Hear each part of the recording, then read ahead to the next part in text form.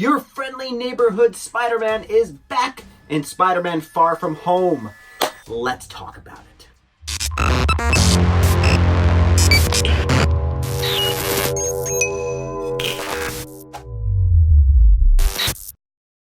Hey guys, Chris Chavez here with another episode of Nerd News, and today is a movie review. We will be reviewing Spider-Man Far From Home. And ye be warned, this episode is full of your favorite spoiler sauce. So Spider-Man Far From Home officially ends Phase 3 in the Marvel Cinematic Universe, which makes me sad and makes me happy because it makes room for a brand new team and brand new amazing exciting adventures, but we also are going to miss the older Avengers that we have grown to love. So the last time we saw Peter Parker, he was at a little funeral of some small character named Tony Stark.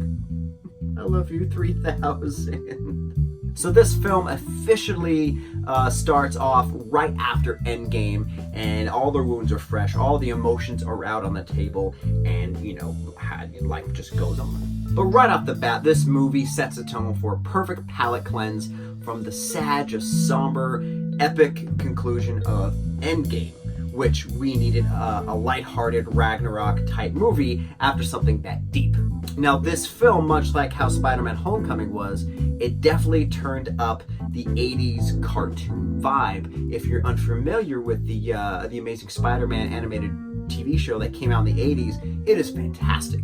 But Far From Home does still keep that fresh, fun, comedic movie that we needed. So it plays up the things that teenagers go through. Love, school, trying to find your own identity, but also in this case, your own identity as a superhero. But one of the things that we were so excited about is Mysterio, the dome head, bubble head man himself, the master of illusions, Mysterio. And the fact that he's played by Jake Gyllenhaal just makes it even better. Marvel has been trying to get Jake Gyllenhaal for years into somehow in the MCU, but they couldn't find a good character to, fit him in. And I guess a fishbowl head worked. But when we first meet Mysterio, he is a hero. He comes out of nowhere and saves the world from this giant water monster. Now, I said this right from the beginning of the trailer. Right when the first trailer came out, I'm like, there's no way that Mysterio is a good guy. No, I refuse to believe it. He's not a good guy. And what they did with Mysterio was really cool. They kept the corniness of kind of like his character arc. So if you're unfamiliar with the character, Mysterio, his real name is Quentin Beck. He is a special effects artist for Hollywood. Hollywood decides that he is no good, and they kick him out of Hollywood. They kick him out his dream job, what he wants to do, and he ends up just being really frustrated and disgusted by Hollywood. So he uses his knowledge in special effects to do harm to others, to make pretty much the reality that he wants. And what he does in this movie, he utilizes a lot of technology to make these illusions, the elementals, if you will, to seem real. So it looks like he is saving the city from all of this devastation, when really it's all just a bull hockey. That means it's fake. And all the references to Tony Stark were a pretty good little jab to the heart, especially when Happy Hogan hands Peter the glasses that Tony left for him. He puts the glasses on, and Peter just had a quick little moment. He just kind of looked and went, oh yeah, I miss him. Okay, I did that line really creepy. Let's try that again. Oh, I miss Mr. Stark. Okay, that was a lot better. Now, like I said, the comedy in this movie is great. It's very lighthearted. Happy Hogan has a relationship with Aunt May, which makes Peter uncomfortable. Peter tries his best to tell MJ that he loves her, and things go awry with that. So it's almost like a John Hughes movie, just add in some, comic book feels, which is exactly what Spider-Man should be. He's a teenager with powers, and he's struggling with life. Come on. But there are some really epic moments in this movie. For example, the best fight sequence in this entire movie is when you finally see Mysterio use his illusions to trap Peter. So he puts Peter in all kinds of different scenarios. glass falling off buildings. But the crazy part is he brings up all these graves, and one of the graves says Tony Stark. And Mysterio says something along the lines of like, Tony would feel ashamed of what you become, or something like that. And then out of the grave comes a zombie Tony Stark. And when the zombie Iron Man would, creepily crawl towards him as Peter's freaking out, it reminded me of the comic Marvel Zombies.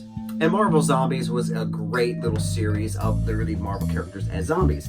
And I have one here pretty much. It's the cover of, it's all the covers for every comic book, every popular comic book cover, they redid them as zombies. It's a fantastic read. But this is what made me think of when I saw that scene. I was like, oh my gosh, if they did a Marvel Zombies movie, that would be fantastic.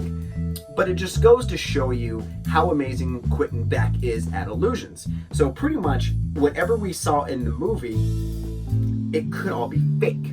I mean, it ends with Quentin Beck dying, but yet again, he recorded a little video while he was dying, saying to the people who Spider-Man really is. And that leads to the post-credit scenes. Now, there's two post-credit scenes. One is the one I just talked about. Mysterio records, he's dying, and he's saying things like, Peter, his real name is Peter Parker, and then he dies. Which prompts Peter in the middle of New York City is seeing this on a TV screen, and you know who is actually putting it on the air and showing it to the world? J. Jonah Jameson. He's back, played by the exact same actor, J.K. Simmons, baby.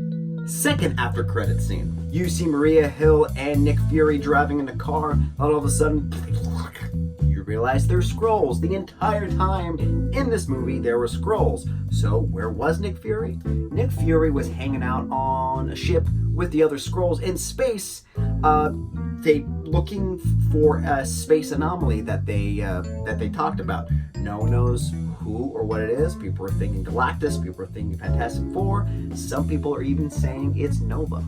And to see Happy Hogan in this movie kind of go through the motions without Tony is a little heartbreaking. When they're in the Quinjet and Peter is making his new suit, he looks like Tony, building the suit and adding all these little touches to it. And you see this moment, they cut to Happy Hogan, and he's just looking at Peter. He's like, oh man, I miss my boss. Even though he made me do all kinds of crazy things, I miss my boss. So I would say Spider-Man Far From Home is a fantastic, fun-filled movie, and it is Spider-Man.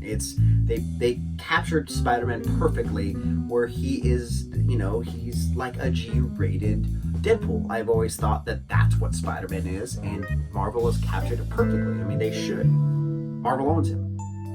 Well, kind of. Sony still owns him too. They're co-parents. So Spider-Man Far From Home, what did you think? Let me know in the comments below, and I hope you guys enjoyed it, and who knows what's next in the Marvel Cinematic Universe. And thanks for watching, guys. If this is your first time, please hit the like, the notification bell, subscribe. I would greatly appreciate it. Thank you. And until next time, guys, remember, not all zombies are bad, just some of them. Even your friendly neighborhood.